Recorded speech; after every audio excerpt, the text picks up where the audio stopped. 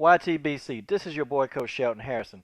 And guys, I got a private message from one of my female subscribers, and she asked me, she said, what do I think about young black on black crime when young black men are getting killed? Okay, and this is something that's really close to me. This is a topic that's very close to me. I know it's not boxing and these kind of things. They don't really do well in the YTBC, but I'm gonna go ahead and share the story. I'm gonna start off with a story, okay? There was this guy named Travis, okay? And it's been 10 years ago. It's been 10 years ago. To this day, it's going to be the 10-year anniversary of his death. Okay, it's coming up, and I hadn't been able to talk about this for 10 years. I made a video about him in my video section, and it's in motivational videos. The video is called The Past. 10 years ago, I was overly depressed because he died. Um, this guy was rough around the edges. Okay, he was very very rough around the edges, but I knew that he had a lot of potential.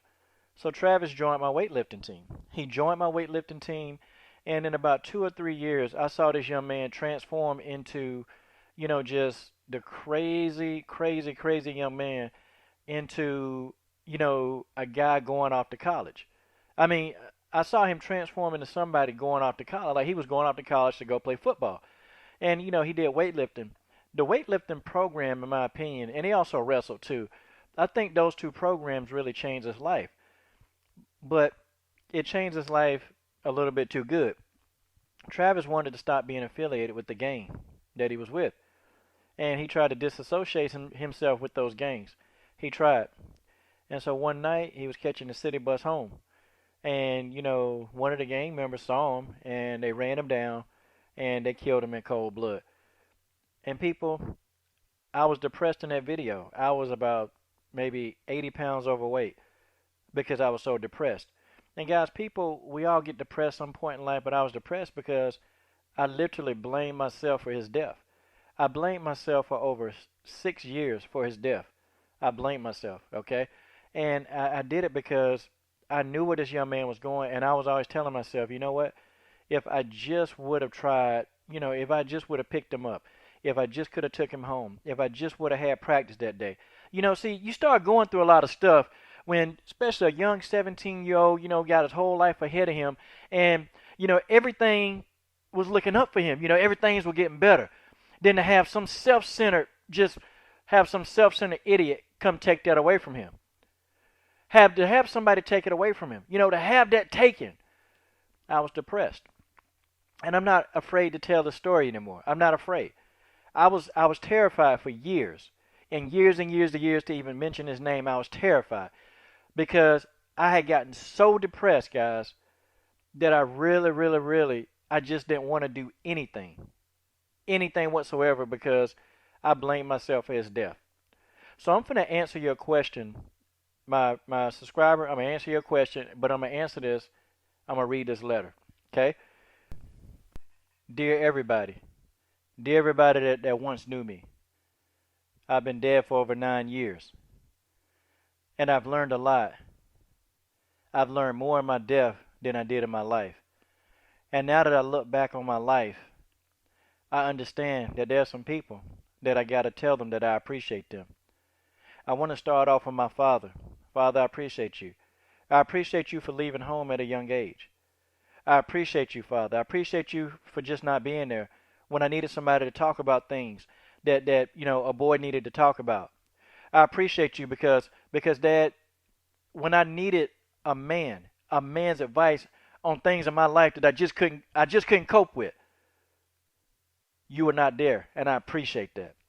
I appreciate it. I appreciate you. I appreciate you for leaving Mom to work 2 jobs all by herself, to get up in the morning, to get home at about 10 o'clock every night. Dad, I appreciate you. And to my teachers at school, I appreciate every single middle school teacher that I had. I appreciate the middle school teachers because the counselors came to you and they told you that I was having issues in my house. They told you that I was having things going in my house. But I appreciate you for kicking me out of class. I appreciate you for not even taking 2 minutes of your time to try to understand what was wrong with me. I appreciate you. I appreciate you. Even though I know that my behavior was bad, I really, really, really, I wasn't a bad kid. I just had a lot of bad circumstances going on in my life. But I appreciate each and every one of you teachers. I appreciate you teachers that sat in meetings day after day after day talking about how you wish that I was never in your classroom. I appreciate you. And I got to appreciate this next person. I got to appreciate him the most. My church pastor, I appreciate everything that you have not done for the community. I appreciate you taking my mom hard earned tithes day in, and week out. I appreciate you taking her money. And I appreciate you not even being available to even talk to her about her son who was having these problems. When she tried many, many times to book an appointment with you, you were never around, but you were always there to collect the tithe money on Sunday. Oh, my pastor, I appreciate you. I appreciate you because I could never talk to you when I was alive, but you talked good about me when I was dead, in the casket, right underneath your nose. I appreciate you. Heck, I appreciate you for everything that you hadn't done in the community. I appreciate that you drive those lavish cars, you wear those lavish clothes. I appreciate this. And I also appreciate the fact that nobody ever knew where you lived. You probably lived in some suburb, well away from the neighborhood that I grew up in where your church is located. I appreciate you. I appreciate you, Pastor, because there were never any community outreaches in that neighborhood. There were never community outreaches. There were never even things that went on that the church helped with in that neighborhood. But everybody was there every single Sunday. And we sat, we listened to you. And we worshiped God with you.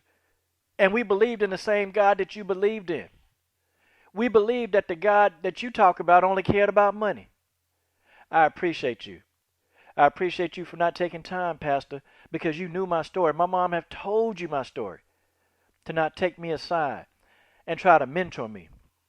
Pastor, I appreciate you. I appreciate you, Pastor. I appreciate you, Pastor. You've seen me walking home on some days of the week. And I appreciate the fact, Pastor, that you just rolled right by me, didn't even offer me a ride home. Pastor, I appreciate you. I want to appreciate you. I want to appreciate the coaches, all the coaches in my life.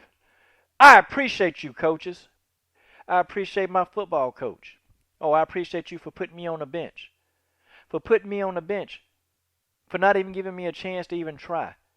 Because I didn't have the athletic skill set that you were too lazy to try to get out of me. I appreciate you.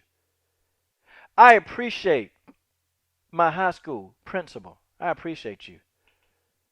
Because in your mind, you told me that I should just go and I should get a GED and I should just think about just getting a job. I appreciate you for not encouraging me, people like me with my background to go to college. I appreciate that. I appreciate when I sat in your office that the only thing that you can think to do is suspend me. I appreciate you not even listening to what I had to say about the situation. I appreciate you. I appreciate you. I appreciate you for not encouraging me to go to the counselor, to start talking about what are my college options. Because you knew in the back of your mind, and you said in the back of your mind, that I probably would never go to a college, that I probably would never even think to get a degree.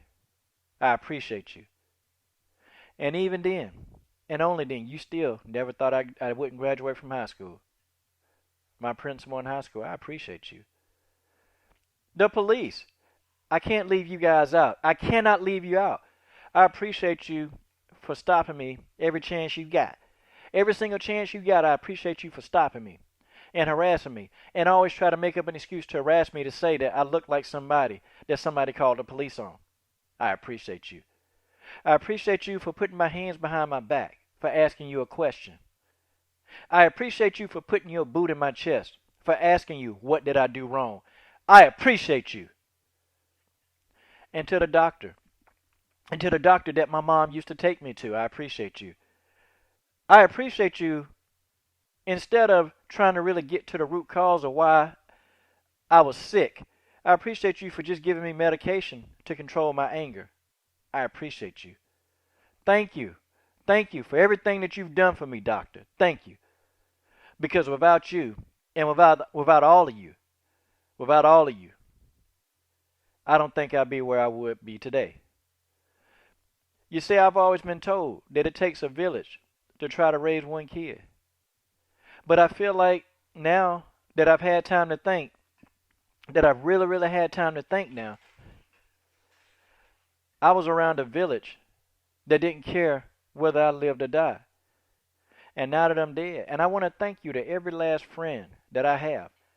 I want to thank you. I appreciate every single one of my friends that didn't help my mom pay for my funeral, that didn't help my mom pay for the casket. I appreciate you. That's my thoughts, okay? To that female subscriber, I know you're hurting.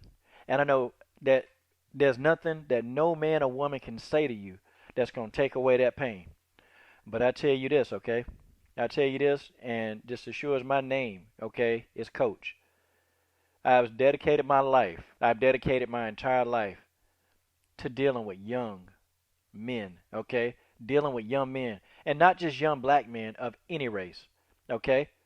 Because I know that my voice and what I'm doing right now for these youth, right running around in the streets, okay, I know that the youth that I'm mentoring, the ones that I have in my gym every day, the ones that I'm motivating, I don't care anything about their background. I don't care what they did in the past. That stuff is a clean slate with me. Because now I am trying to get these young men, I'm trying to get these young men to be productive citizens in life. And that's my goal. So I know that you're hurt. I know that everything in you, it hurts. But now you got to dedicate your life for the life of your son. You need to dedicate your life to doing the same thing that I do. Maybe you're not a coach. Maybe you don't know how to coach, but you do know how to talk. You do have something in common, okay? There's a burning hole in your heart where your son used to be. And now you got to take that burning hole and fill your heart with other people, with other sons that are doing the same thing. You got to start mentoring these men. You got to. You got to start telling them. You got to tell your story about what happened to your son. This is your boy, Coach Shelton Harrison. I'm done.